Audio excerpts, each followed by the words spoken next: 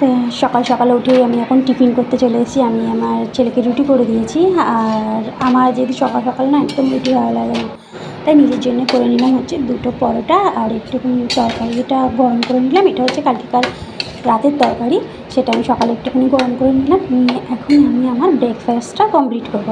এখানে আমি 2টো পরোটা আর সাথে তরকারি আর একটুখানি চা করে নেবো। চাটা একটু গরম করে নেবো, কারণ সকালবেলা একবার চাটা করেছিলাম।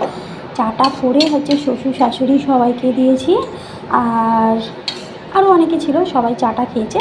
খাওয়ার পর আমি ওদেরকে দিয়ে আমি আবার শুয়ে পড়েছিলাম। শুয়ে পড়ে এখন আমি ঘুম থেকে উঠলাম।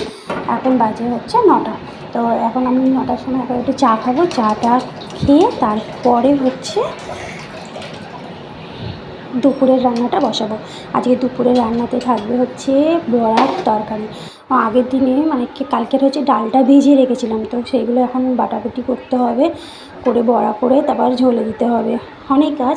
তো তোমরা ভিডিওগুলো দেখতে থাকো, আর প্লিজ যদি আমার ভিডিও ভালো লাগে তাহলে লাইক কমেন্ট শেয়ার করতে একদমই ভুলো না। ঠিক আছে, টাটা।